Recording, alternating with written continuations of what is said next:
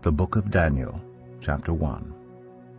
In the 3rd year of the reign of Jehoiakim, king of Judah, Nebuchadnezzar, king of Babylon, came to Jerusalem and besieged it. And the Lord delivered Jehoiakim, king of Judah, into his hand, along with some of the articles from the temple of God. These he carried off to the temple of his God in Babylonia, and put in the treasure house of his God.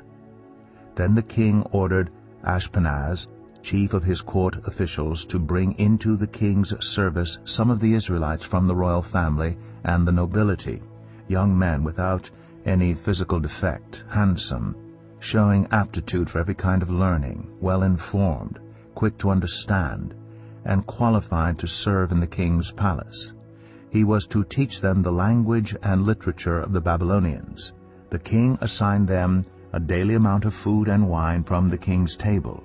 They were to be trained for 3 years, and after that they were to enter the king's service. Among those who were chosen were some from Judah: Daniel, Hananiah, Mishael, and Azariah. The chief officials gave them new names: to Daniel the name Belteshazzar, to Hananiah Shadrach, to Mishael Meshach, and to Azariah Abednego. But Daniel resolved not to defile himself with the royal food and wine, and he asked the chief official for permission not to defile himself this way. Now God had caused the official to show favor and compassion to Daniel, but the official told Daniel, "I'm afraid of my lord the king, who has assigned your food and drink. Why should he see you looking worse than the other young men your age? The king would then have my head because of you." Daniel then said to the guard whom the chief official had appointed over Daniel, Hananiah, Mishael, and Azariah, "Please test your servants for 10 days. Give us nothing but vegetables to eat and water to drink. Then compare our appearance with that of the young men who eat the royal food, and treat your servants in accordance with what you see." So he agreed to this and tested them for 10 days. At the end of the 10 days, they looked healthier and better nourished than any of the young men who ate the royal food. So the guard took away their choice food and the wine they were to drink, and gave them vegetables instead. To these 4 young men God gave knowledge and understanding of all kinds of literature and learning, and Daniel could understand visions and dreams of all kinds. At the end of the time set by the king to bring them into his service, the chief official presented them to Nebuchadnezzar. The king talked with them, and he found none equal to Daniel, Hananiah, Mishael, and Azariah, so they entered the king's service. In every matter of wisdom and understanding about which the king questioned them, he found them 10 times better than all the magicians and enchanters in his whole kingdom. And Daniel remained there until the 1st year of King Cyrus. Daniel 2. In the 2nd year of his reign, Nebuchadnezzar had dreams. His mind was troubled, and he could not sleep. So the king summoned the magicians, enchanters, sorcerers, and astrologers to tell him what he had dreamed. When they came in and stood before the king, he said to them, "I have had a dream that troubles me, and I want to know what it means." Then the astrologers answered the king, "May the king live forever. Tell your servants the dream, and we will interpret it." The king replied to the astrologers, "This is what I have firmly decided. If you do not tell me what my dream was and interpret it, I will have you cut into pieces and your houses turned into piles of rubble. But if you tell me the dream and explain it, you will receive from me gifts and rewards and great honor. So tell me the dream and interpret it for me." Once more they replied, "Let the king tell his servants the dream, and we will interpret it." Then the king answered, "I am certain that you are trying to gain time, because you realize that this is what I have firmly decided. If you do not tell me the dream, there is only one penalty for you. You have conspired to tell me misleading and wicked things, hoping the situation will change. So then, tell me the dream, and I will know that you can interpret it for me." The astrologers answered the king, "There's no one on earth who can do what the king asks." "No king, however great and mighty, has ever asked such a thing of any magician or enchanter or astrologer. What the king asks is too difficult. No one can reveal it to the king except the gods, and they do not live among humans." This made the king so angry and furious that he ordered the execution of all the wise men of Babylon. So the decree was issued to put the wise men to death, and men were sent to look for Daniel and his friends to put them to death.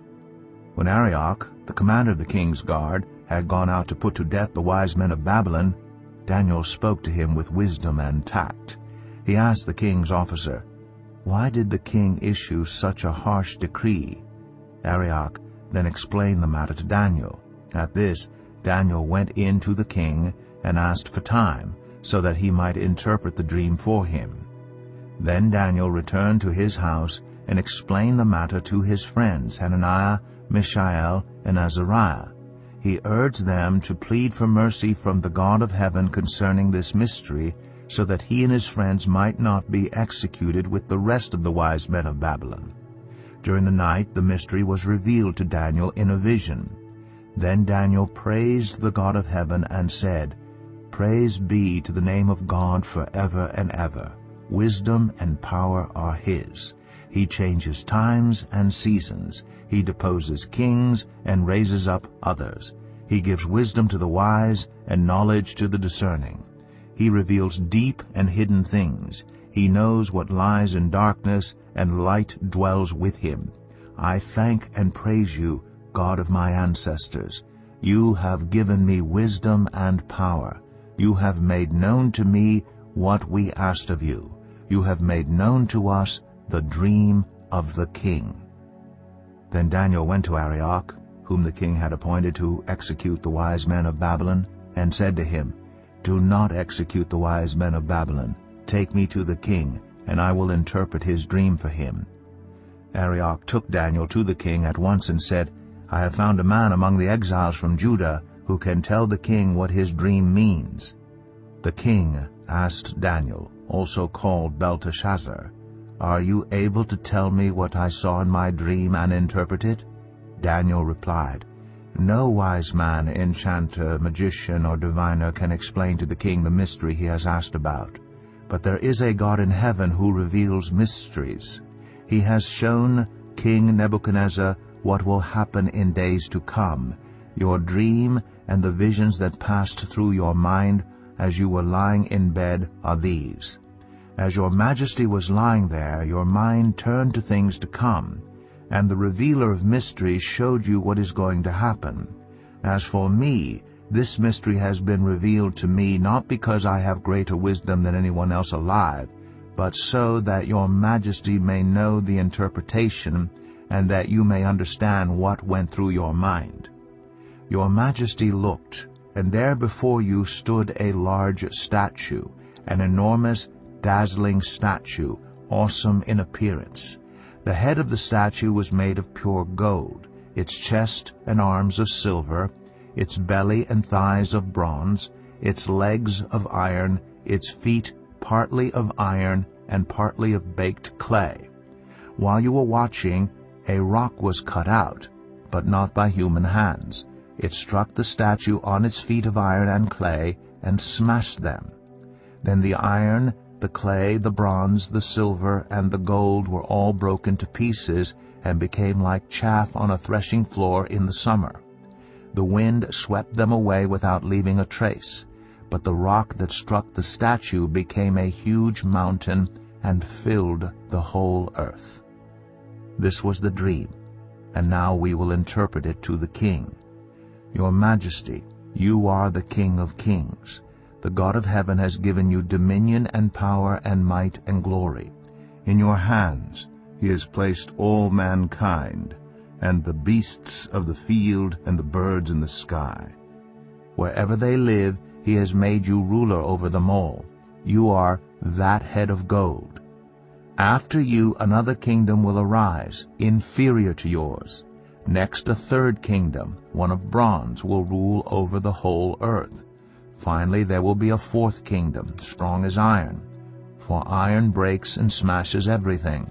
and as iron breaks things to pieces, so it will crush and break all the others. Just as you saw that the feet and toes were partly of baked clay and partly of iron, so this will be a divided kingdom, yet it will have some of the strength of iron in it, even as you saw iron mixed with clay. As the toes were partly iron and partly clay, so this kingdom will be partly strong and partly brittle. And just as you saw the iron mixed with baked clay, so the people will be a mixture and will not remain united, any more than iron mixes with clay. In the time of those kings, the God of heaven will set up a kingdom that will never be destroyed, nor will it be left to another people. It will crush all those kingdoms and bring them to an end, but it will itself endure forever. This is the meaning of the vision of the rock cut out of a mountain, but not by human hands, a rock that broke the iron, the bronze, the clay, the silver, and the gold to pieces. The great God has shown the king what will take place in the future. The dream is true, and its interpretation is trustworthy. Then King Nebuchadnezzar fell prostrate before Daniel and paid him honor, and ordered that an offering and incense be presented to him.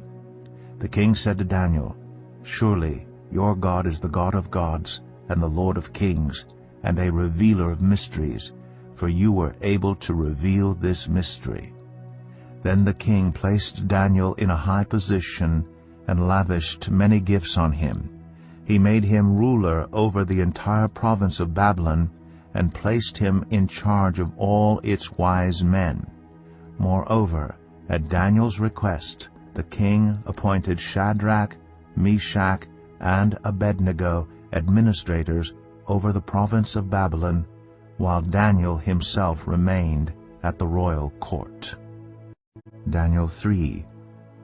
King Nebuchadnezzar made an image of gold, 60 cubits high and 6 cubits wide, and set it up on the plain of Dura in the province of Babylon. He then summoned the satraps, prefects, governors, advisors, treasurers, judges, magistrates, and all the other provincial officials to come to the dedication of the image he had set up.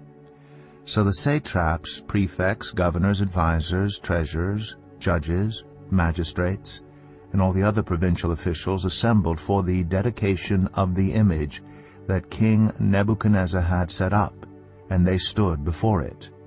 Then the herald loudly proclaimed, "Nations and peoples of every language, this is what you are commanded to do. As soon as you hear the sound of the horn, flute, zither, lyre, harp, pipe, and all kinds of music, you must fall down and worship the image of gold that King Nebuchadnezzar has set up. Whoever does not fall down and worship will immediately be thrown into a blazing furnace." Therefore, as soon as they heard the sound of the horn, flute, zither, lyre, harp, and all kinds of music, all the nations and peoples of every language fell down and worshipped the image of gold that King Nebuchadnezzar had set up. At this time, some astrologers came forward and denounced the Jews. They said to King Nebuchadnezzar, "May the king live forever. Your Majesty has issued a decree that everyone who hears the sound of the horn, flute, zither, lyre, harp, pipe, and all kinds of music must fall down and worship the image of gold, and that whoever does not fall down and worship will be thrown into a blazing furnace. But there are some Jews whom you have set over the affairs of the province of Babylon, Shadrach, Meshach, and Abednego, who pay no attention to you, your Majesty. They neither serve your gods nor worship the image of gold you have set up." Furious with rage, Nebuchadnezzar summoned Shadrach, Meshach, and Abednego. So these men were brought before the king, and Nebuchadnezzar said to them, "Is it true, Shadrach, Meshach, and Abednego, that you do not serve my gods or worship the image of gold I have set up? Now when you hear the sound of the horn, flute, zither, lyre, harp, pipe, and all kinds of music, if you are ready to fall down and worship the image I made, very good. But if you do not worship it, you will be thrown immediately into a blazing furnace. Then what God will be able to rescue you from my hand?" Shadrach, Meshach, and Abednego replied to him, "King Nebuchadnezzar, we do not need to defend ourselves before you in this matter.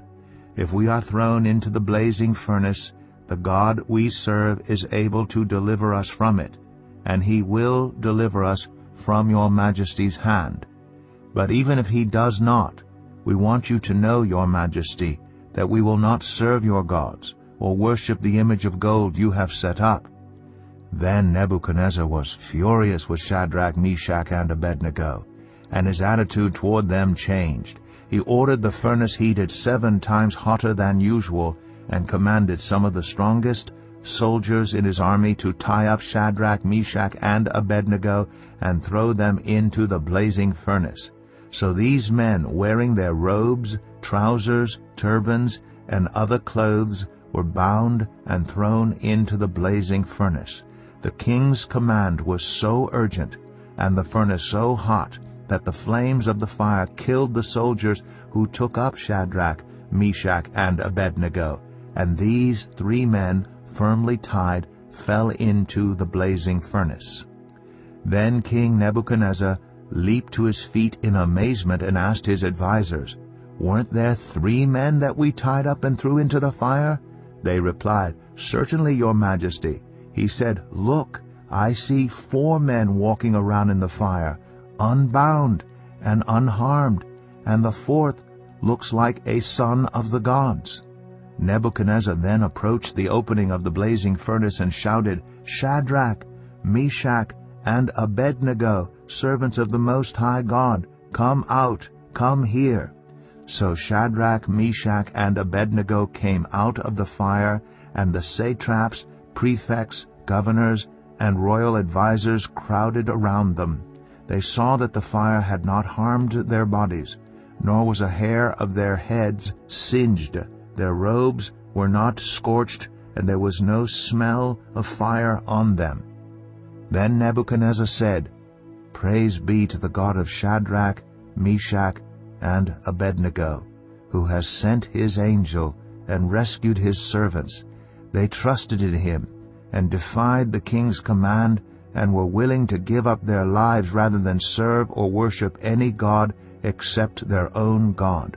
Therefore I decree that the people of any nation or language who say anything against the God of Shadrach, Meshach, and Abednego be cut into pieces, and their houses be turned into piles of rubble, for no other God can save in this way." Then the king promoted Shadrach, Meshach, and Abednego in the province of Babylon. Daniel 4. King Nebuchadnezzar, to the nations and peoples of every language who live in all the earth, may you prosper greatly. It is my pleasure to tell you about the miraculous signs and wonders that the Most High God has performed for me. How great are his signs! How mighty his wonders! His kingdom is an eternal kingdom. His dominion endures from generation to generation. I, Nebuchadnezzar, was at home in my palace, contented and prosperous. I had a dream that made me afraid. As I was lying in bed, the images and visions that passed through my mind terrified me. So I commanded that all the wise men of Babylon be brought before me to interpret the dream for me. When the magicians, enchanters, astrologers, and diviners came, I told them the dream, but they could not interpret it for me. Finally Daniel came into my presence, and I told him the dream. He is called Belteshazzar, after the name of my God, and the spirit of the holy gods is in him.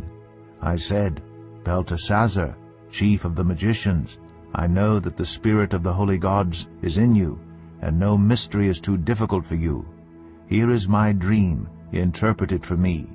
These are the visions I saw while lying in bed. I looked, and there before me stood a tree in the middle of the land.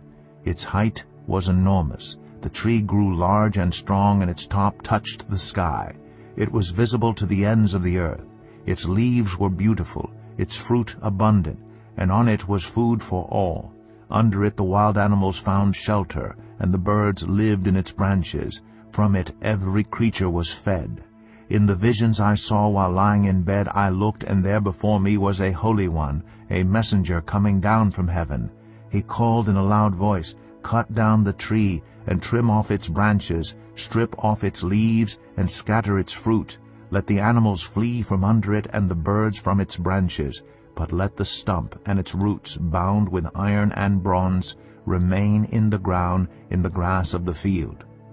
Let him be drenched with the dew of heaven, and let him live with the animals among the plants of the earth. Let his mind be changed from that of a man, and let him be given the mind of an animal, till 7 times pass by for him." The decision is announced by messengers. The holy ones declare the verdict, so that the living may know that the Most High is sovereign over all kingdoms on earth, and gives them to anyone he wishes, and sets over them the lowliest of people. This is the dream that I, King Nebuchadnezzar, had. Now, Belteshazzar, tell me what it means. For none of the wise men in my kingdom can interpret it for me, but you can, because the spirit of the holy gods is in you." Then Daniel, also called Belteshazzar, was greatly perplexed for a time, and his thoughts terrified him. So the king said, "Belteshazzar, do not let the dream or its meaning alarm you." Belteshazzar answered, "My lord, if only the dream applied to your enemies, and its meaning to your adversaries. The tree you saw, which grew large and strong, with its top touching the sky, visible to the whole earth, with beautiful leaves and abundant fruit, providing food for all, giving shelter to the wild animals, and having nesting places in its branches for the birds. Your majesty, you are that tree. You have become great and strong.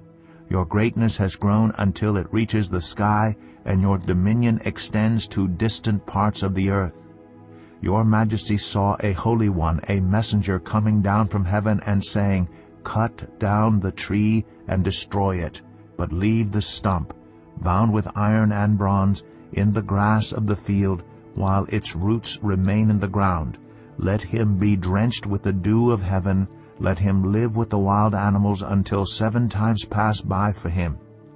This is the interpretation, your majesty, and this is the decree the Most High has issued against my lord the king. You will be driven away from people, and will live with the wild animals. You will eat grass like the ox, and be drenched with the dew of heaven. 7 times will pass by for you until you acknowledge that the Most High is sovereign over all kingdoms on earth, and gives them to anyone he wishes. The command to leave the stump of the tree with its roots means that your kingdom will be restored to you when you acknowledge that heaven rules.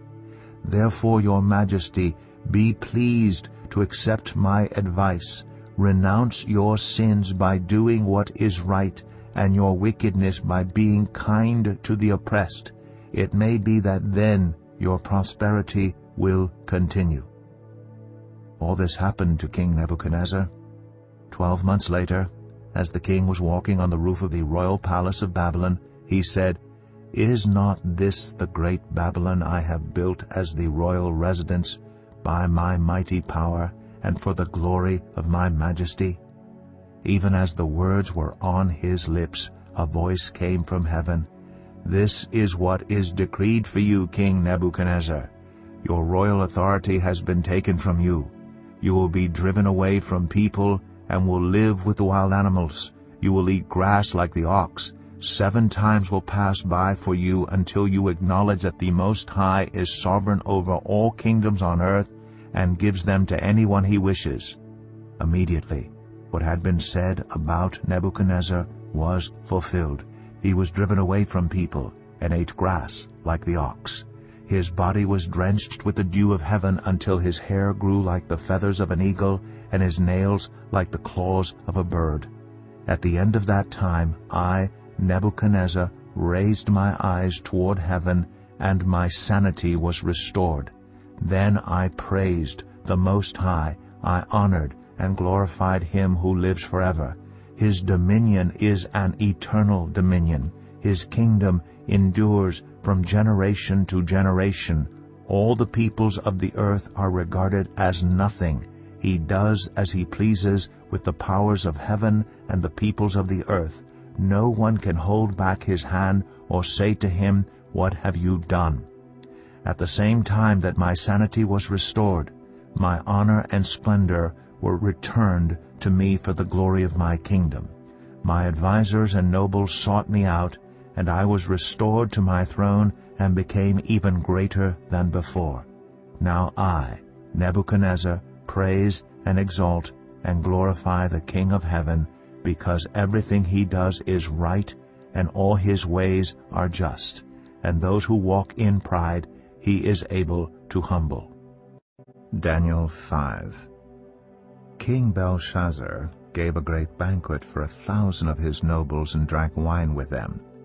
While Belshazzar was drinking his wine, he gave orders to bring in the gold and silver goblets that Nebuchadnezzar his father had taken from the temple in Jerusalem, so that the king and his nobles, his wives, and his concubines might drink from them.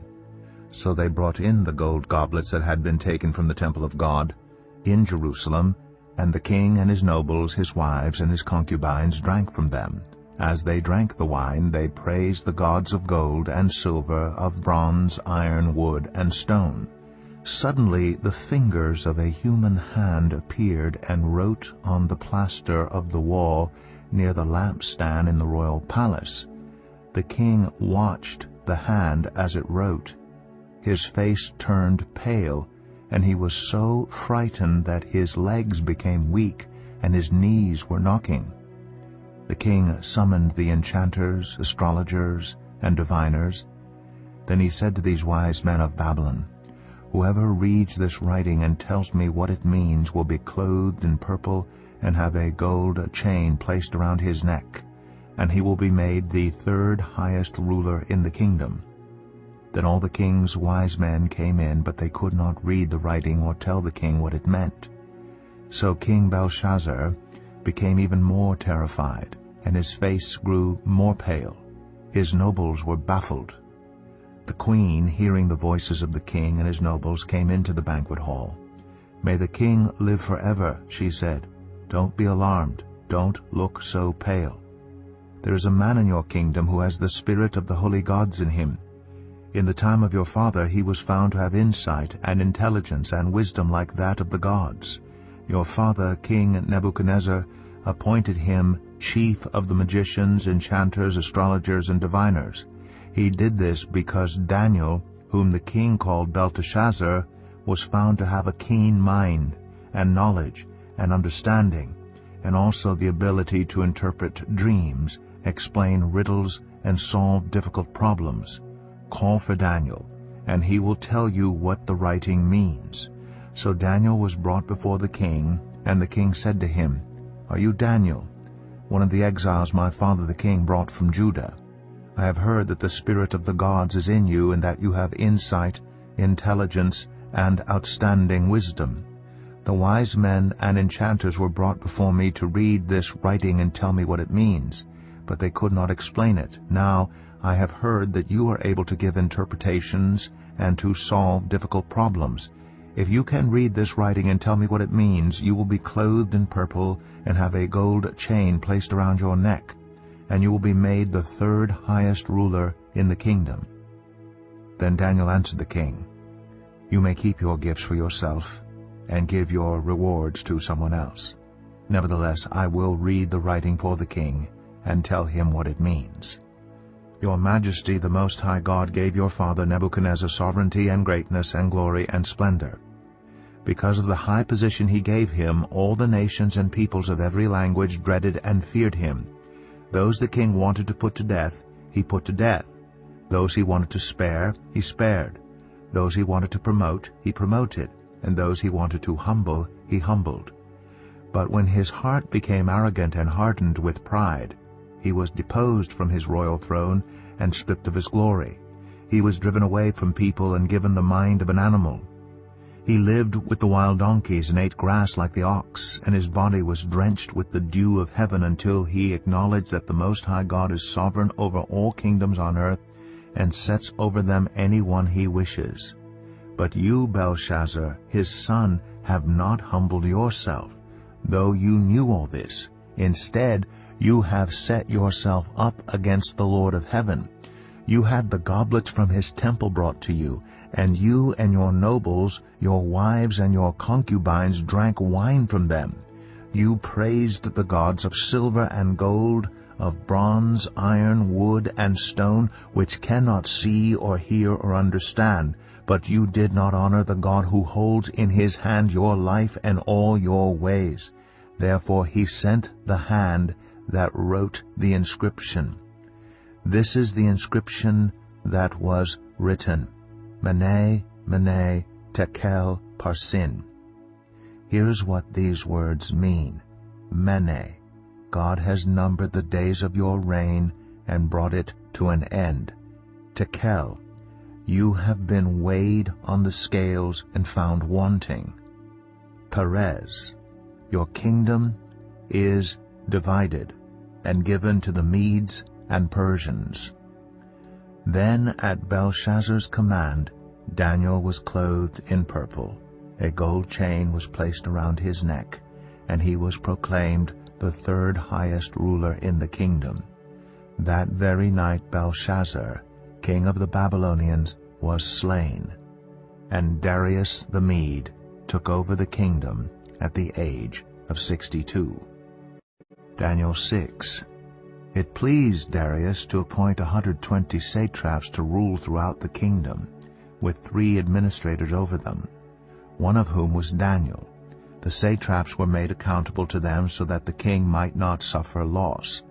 Now Daniel so distinguished himself among the administrators and the satraps by his exceptional qualities that the king planned to set him over the whole kingdom. At this, the administrators and the satraps tried to find grounds for charges against Daniel in his conduct of government affairs, but they were unable to do so. They could find no corruption in him because he was trustworthy and neither corrupt nor negligent. Finally, these men said, "We will never find any basis for charges against this man Daniel unless it has something to do with the law of his God." So these administrators and satraps went as a group to the king and said, "May King Darius live forever." The royal administrators, prefects, satraps, advisors, and governors have all agreed that the king should issue an edict and enforce the decree that anyone who prays to any god or human being during the next 30 days except to you, your majesty, shall be thrown into the lion's den. Now, your majesty, issue the decree and put it in writing so that it cannot be altered, in accordance with the law of the Medes and Persians, which cannot be repealed. So King Darius put the decree in writing. Now when Daniel learned that the decree had been published, he went home to his upstairs room where the windows opened toward Jerusalem. 3 times a day he got down on his knees and prayed, giving thanks to his God just as he had done before. Then these men went as a group and found Daniel praying and asking God for help. So they went to the king and spoke to him about his royal decree. "Did you not publish a decree that during the next 30 days anyone who prays to any god or human being except to you, your majesty, would be thrown into the lion's den?" The king answered, "The decree stands in accordance with the law of the Medes and Persians, which cannot be repealed." Then they said to the king, "Daniel, who is one of the exiles from Judah, pays no attention to you, your majesty, or to the decree you put in writing. He still prays 3 times a day." When the king heard this, he was greatly distressed. He was determined to rescue Daniel and made every effort until sundown to save him. Then the men went as a group to King Darius and said to him, "Remember, your majesty, that according to the law of the Medes and Persians, no decree or edict that the king issues can be changed." So the king gave the order, and they brought Daniel and threw him into the lion's den. The king said to Daniel, "May your God, whom you serve continually, rescue you." A stone was brought and placed over the mouth of the den, and the king sealed it with his own signet ring and with the rings of his nobles, so that Daniel's situation might not be changed. Then the king returned to his palace and spent the night without eating and without any entertainment being brought to him, and he could not sleep. At the first light of dawn, The king got up and hurried to the lion's den. When he came near the den, he called to Daniel in an anguished voice, "Daniel, servant of the living God, has your God, whom you serve continually, been able to rescue you from the lions?" Daniel answered, "May the king live forever. My God sent his angel, and he shut the mouths of the lions. They have not hurt me, because I was found innocent in his sight, nor have I ever done any wrong before you, your majesty." The king was overjoyed, and gave orders to lift Daniel out of the den. And when Daniel was lifted from the den, no wound was found on him, because he had trusted in his God. At the king's command, the men who had falsely accused Daniel were brought in and thrown into the lion's den, along with their wives and children. And before they reached the floor of the den, the lions overpowered them and crushed all their bones. Then King Darius wrote to all the nations and peoples of every language in all the earth, "May you prosper greatly. I issue a decree that in every part of my kingdom people must fear and reverence the God of Daniel. For he is the living God, and he endures forever. His kingdom will not be destroyed. His dominion will never end. He rescues and he saves. He performs signs and wonders in the heavens and on the earth. He has rescued Daniel from the power of the lions." So Daniel prospered during the reign of Darius and the reign of Cyrus the Persian. Daniel 7.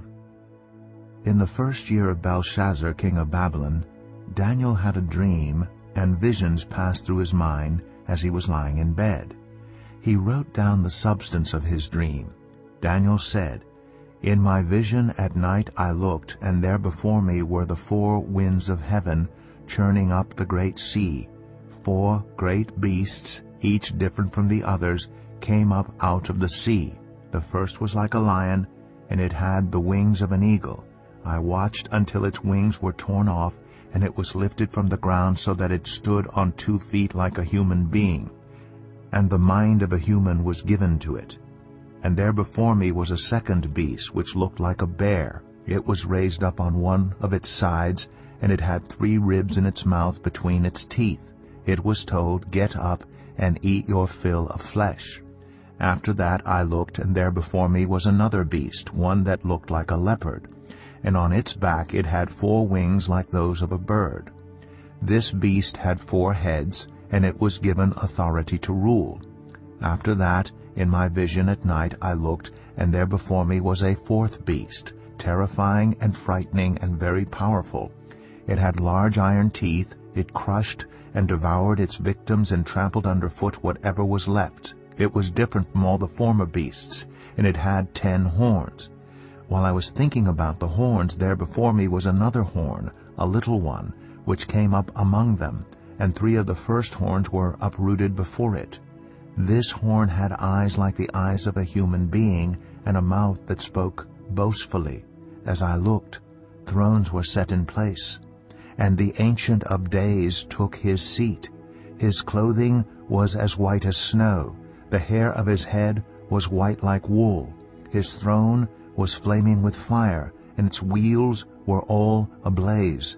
A river of fire was flowing, coming out from before him. Thousands upon thousands attended him. 10,000 times 10,000 stood before him. The court was seated, and the books were opened. Then I continued to watch because of the boastful words the horn was speaking. I kept looking until the beast was slain, and its body destroyed and thrown into the blazing fire. The other beasts had been stripped of their authority, but were allowed to live for a period of time.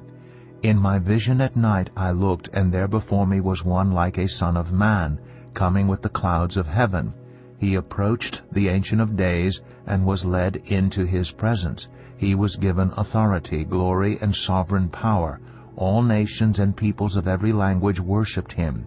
His dominion is an everlasting dominion that will not pass away, and his kingdom is one that will never be destroyed. I, Daniel, was troubled in spirit, and the visions that passed through my mind disturbed me. I approached one of those standing there, and asked him the meaning of all this. So he told me and gave me the interpretation of these things. The 4 great beasts are 4 kings that will rise from the earth. But the holy people of the Most High will receive the kingdom and will possess it forever, yes, forever and ever. Then I wanted to know the meaning of the 4th beast, which was different from all the others and most terrifying, with its iron teeth and bronze claws. The beast that crushed and devoured its victims and trampled underfoot whatever was left. I also wanted to know about the 10 horns on its head, and about the other horn that came up, before which 3 of them fell, the horn that looked more imposing than the others, and that had eyes and a mouth that spoke boastfully. As I watched, this horn was waging war against the holy people and defeating them, until the Ancient of Days came and pronounced judgment in favor of the holy people of the Most High, and the time came when they possessed the kingdom. He gave me this explanation. The 4th beast is a 4th kingdom that will appear on earth. It will be different from all the other kingdoms and will devour the whole earth, trampling it down and crushing it. The 10 horns are 10 kings who will come from this kingdom. After them another king will arise, different from the earlier ones. He will subdue 3 kings. He will speak against the Most High and oppress his holy people and try to change the set times and the laws. The holy people will be delivered into his hands for a time, times, and half a time. But the court will sit, and his power will be taken away and completely destroyed forever. Then the sovereignty, power, and greatness of all the kingdoms under heaven will be handed over to the holy people of the Most High. His kingdom will be an everlasting kingdom, and all rulers will worship and obey him. This is the end of the matter. I, Daniel, was deeply troubled by my thoughts, and my face turned pale. But I kept the matter to myself. Daniel 8. In the 3rd year of King Belshazzar's reign, I, Daniel, had a vision, after the one that had already appeared to me. In my vision I saw myself in the citadel of Susa, in the province of Elam. In the vision I was beside the Ulai Canal. I looked up, and there before me was a ram with 2 horns standing beside the canal, and the horns were long. One of the horns was longer than the other, but grew up later. I watched the ram as it charged toward the west and the north and the south. No animal could stand against it, and none could rescue from its power. It did as it pleased and became great. As I was thinking about this, suddenly a goat with a prominent horn between its eyes came from the west, crossing the whole earth without touching the ground. It came toward the 2-horned ram I had seen standing beside the canal and charged at it in great rage. I saw it attack the ram furiously, striking the ram and shattering its 2 horns. The ram was powerless to stand against it. The goat knocked it to the ground and trampled on it, and none could rescue the ram from its power. The goat became very great, but at the height of its power the large horn was broken off, and in its place 4 prominent horns grew up toward the 4 winds of heaven. Out of one of them came another horn, which started small but grew in power to the south and to the east and toward the beautiful land. It grew until it reached the host of the heavens, and it threw some of the starry host down to the earth and trampled on them. It set itself up to be as great as the commander of the army of the Lord. It took away the daily sacrifice from the Lord, and his sanctuary was thrown down. Because of rebellion, the Lord's people and the daily sacrifice were given over to it. It prospered in everything it did, and truth was thrown to the ground. Then I heard a holy one speaking, and another holy one said to him, "How long will it take for the vision to be fulfilled?" The vision concerning the daily sacrifice, the rebellion that causes desolation, the surrender of the sanctuary, and the trampling underfoot of the Lord's people. He said to me, "It will take 2,300 evenings and mornings, then the sanctuary will be reconsecrated." While I, Daniel, was watching the vision and trying to understand it, there before me stood one who looked like a man. And I heard a man's voice from the Ulai calling, "Gabriel, tell this man the meaning of the vision." As he came near the place where I was standing, I was terrified and fell prostrate. "Son of man," he said to me, "understand that the vision concerns the time of the end." While he was speaking to me, I was in a deep sleep, with my face to the ground. Then he touched me and raised me to my feet. He said, "I am going to tell you what will happen later in the time of wrath, because the vision concerns the appointed time of the end. The two-horned ram that you saw represents the kings of Media and Persia. The shaggy goat is the king of Greece, and the large horn between its eyes is the first king. The four horns that replaced the one that was broken off represents four kingdoms that will emerge from his nation, but will not have the same power. In the latter part of their reign, when rebels have become completely wicked, a fierce-looking king, a master of intrigue, will arise. He will become very strong, but not by his own power. He will cause astounding devastation and will succeed in whatever he does. He will destroy those who are mighty, the holy people. He will cause deceit to prosper, and he will consider himself superior. When they feel secure, he will destroy many and take his stand against the Prince of Princes. Yet he will be destroyed, but not by human power.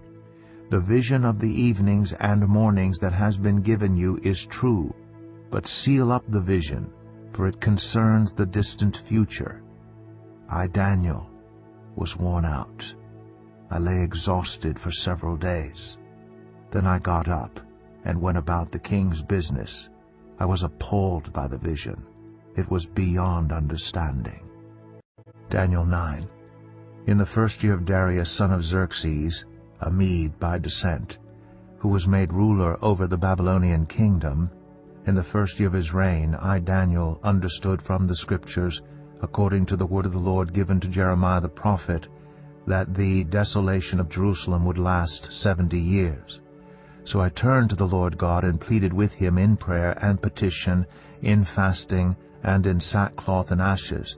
I prayed to the Lord my God and confessed, "Lord, the great and awesome God, who keeps his covenant of love with those who love him and keep his commandments, we have sinned and done wrong.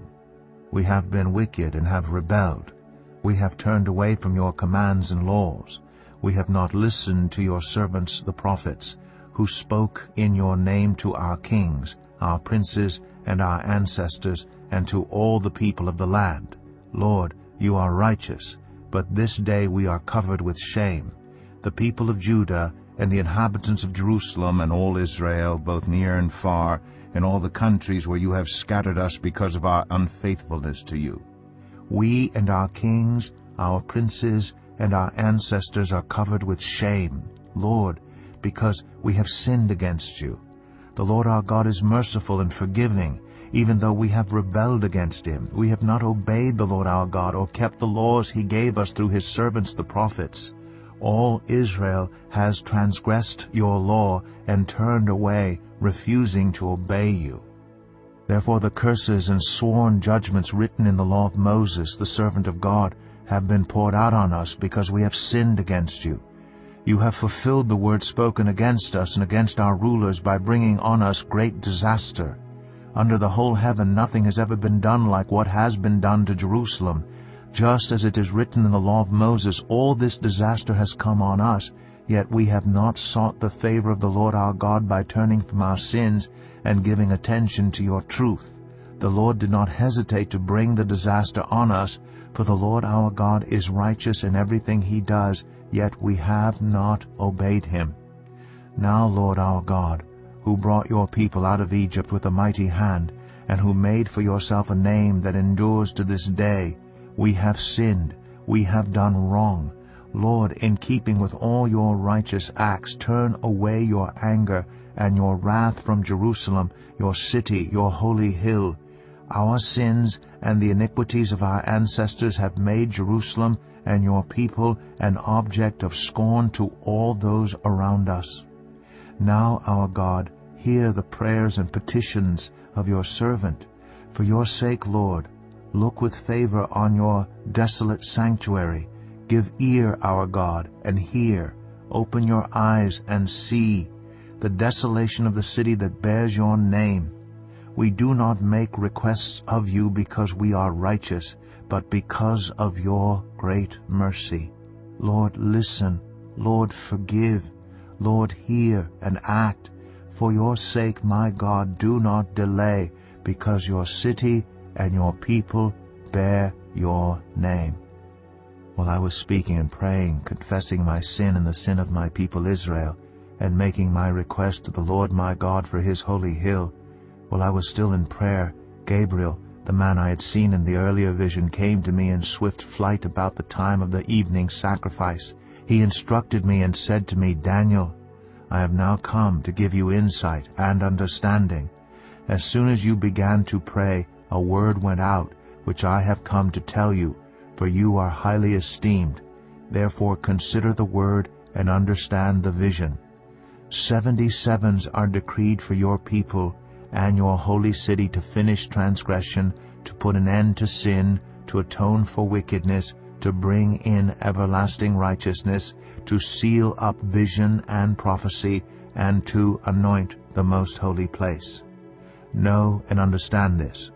From the time the word goes out to restore and rebuild Jerusalem until the Anointed One, the ruler, comes, there will be 7 sevens and 62 sevens. It will be rebuilt with streets and a trench, but in times of trouble.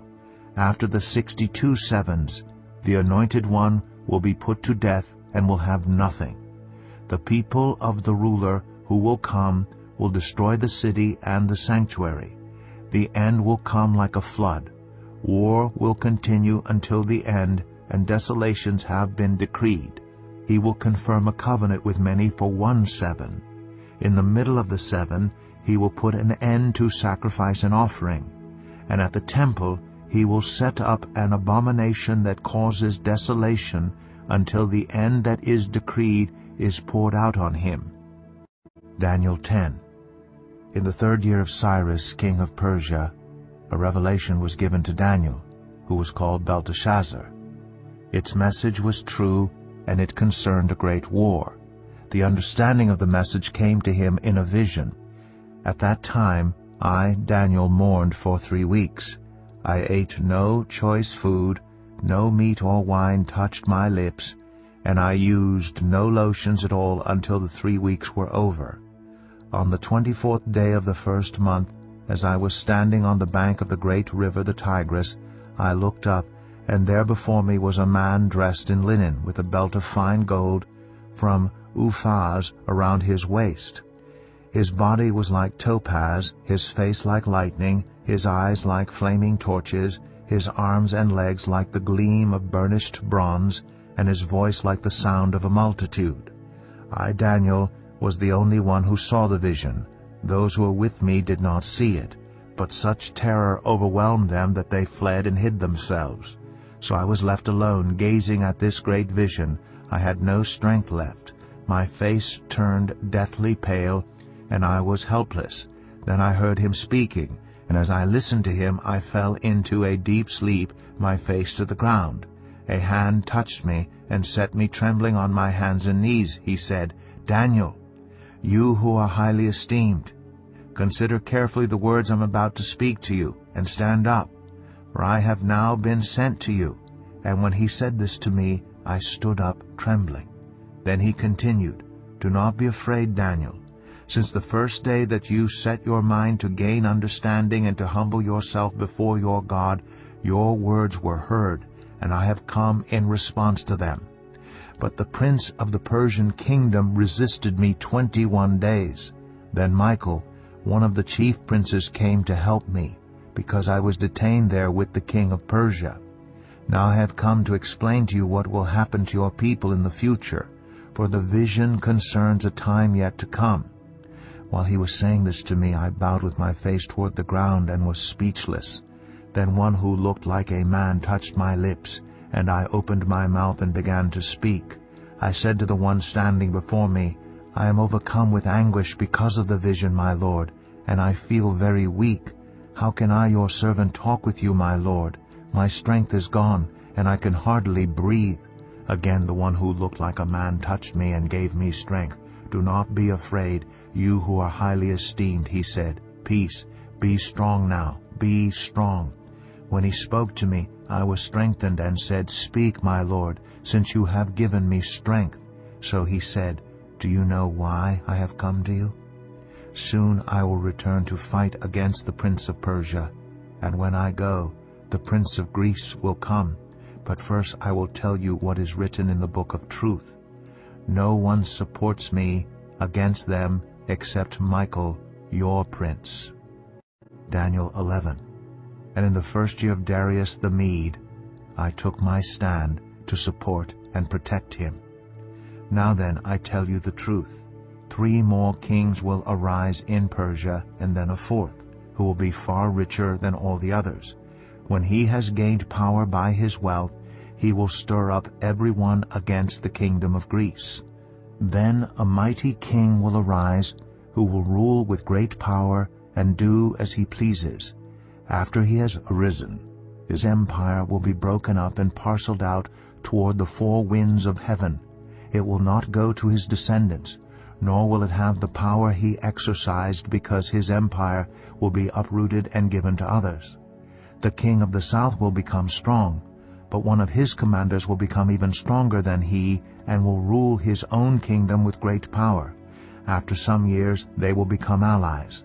The daughter of the king of the south will go to the king of the north to make an alliance, but she will not retain her power, and he and his power will not last. In those days she will be betrayed, together with her royal escort, and her father and the one who supported her. One from her family line will arise to take her place. He will attack the forces of the king of the north and enter his fortress. He will fight against them and be victorious. He will also seize their gods, their metal images, and their valuable articles of silver and gold, and carry them off to Egypt. For some years he will leave the king of the north alone. Then the king of the north will invade the realm of the king of the south, but will retreat to his own country. His sons will prepare for war and assemble a great army, which will sweep on like an irresistible flood and carry the battle as far as his fortress. Then the king of the south will march out in a rage and fight against the king of the north, who will raise a large army, but it will be defeated. When the army is carried off, the king of the south will be filled with pride and will slaughter many thousands, yet he will not remain triumphant. For the king of the north will muster another army, larger than the first, and after several years he will advance with a huge army fully equipped. In those times many will rise against the king of the south. Those who are violent among your own people will rebel in fulfillment of the vision, but without success. Then the king of the north will come and build up siege ramps, and will capture a fortified city. The forces of the south will be powerless to resist. Even their best troops will not have the strength to stand. The invader will do as he pleases. No one will be able to stand against him. He will establish himself in the beautiful land and will have the power to destroy it. He will determine to come with the might of his entire kingdom and will make an alliance with the king of the south. And he will give him a daughter in marriage in order to overthrow the kingdom. But his plans will not succeed or help him. Then he will turn his attention to the coastlands and will take many of them. But a commander will put an end to his insolence and will turn his insolence back on him. After this, he will turn back toward the fortresses of his own country, but will stumble and fall to be seen no more. His successor will send out a tax collector to maintain the royal splendor. In a few years, however, he will be destroyed, yet not in anger or in battle. He will be succeeded by a contemptible person who has not been given the honor of royalty. He will invade the kingdom when its people feel secure, and he will seize it through intrigue. Then an overwhelming army will be swept away before him. Both it and a prince of the covenant will be destroyed. After coming to an agreement with him, he will act deceitfully, and with only a few people he will rise to power. When the richest provinces feel secure, he will invade them and will achieve what neither his fathers nor his forefathers did. He will distribute plunder, loot, and wealth among his followers. He will plot the overthrow of fortresses, but only for a time. With a large army he will stir up his strength and courage against the king of the south. The king of the south will wage war with a large and very powerful army, but he will not be able to stand because of the plots devised against him. Those who eat from the king's provisions will try to destroy him. His army will be swept away, and many will fall in battle. The two kings, with their hearts bent on evil, will sit at the same table and lie to each other, but to no avail, because an end will still come at the appointed time. The king of the north will return to his own country with great wealth, but his heart will be set against the holy covenant. He will take action against it and then return to his own country. At the appointed time, he will invade the south again, but this time the outcome will be different from what it was before. Ships of the western coastlands will oppose him, and he will lose heart. Then he will turn back and vent his fury against the holy covenant. He will return and show favor to those who forsake the holy covenant. His armed forces will rise up to desecrate the temple fortress and will abolish the daily sacrifice. Then they will set up the abomination that causes desolation. With flattery he will corrupt those who have violated the covenant, but the people who know their God will firmly resist him. Those who are wise will instruct many, though for a time they will fall by the sword or be burned or captured or plundered. When they fall, they will receive a little help, and many who are not sincere will join them. Some of the wise will stumble so that they may be refined, purified, and made spotless until the time of the end, for it will still come at the appointed time. The king will do as he pleases. He will exalt and magnify himself above every god, and will say unheard of things against the God of gods. He will be successful until the time of wrath is completed, for what has been determined must take place. He will show no regard for the gods of his ancestors, or for the one desired by women, nor will he regard any god, but will exalt himself above them all. Instead of them, he will honor a god of fortresses, a god unknown to his ancestors. He will honor with gold and silver, with precious stones and costly gifts. He will attack the mightiest fortresses with the help of a foreign god, and will greatly honor those who acknowledge him. He will make them rulers over many people, and will distribute the land at a price. At the time of the end, the king of the south will engage him in battle, and the king of the north will storm out against him with chariots and cavalry and a great fleet of ships. He will invade many countries and sweep through them like a flood. He will also invade the beautiful land. Many countries will fall, but Edom, Moab, and the leaders of Ammon will be delivered from his hand. He will extend his power over many countries. Egypt will not escape. He will gain control of the treasures of gold and silver and all the riches of Egypt, with the Libyans and Cushites in submission. But reports from the east and the north will alarm him, and he will set out in a great rage to destroy and annihilate many. He will pitch his royal tents between the seas at the beautiful holy mountain. Yet he will come to his end, and no one will help him. Daniel 12. At that time Michael, the great prince, who protects your people, will arise. There will be a time of distress, such as has not happened from the beginning of nations until then. But at that time your people, everyone whose name is found written in the book, will be delivered. Multitudes who sleep in the dust of the earth will awake, some to everlasting life, others to shame and everlasting contempt. Those who are wise will shine like the brightness of the heavens, and those who lead many to righteousness like the stars forever and ever.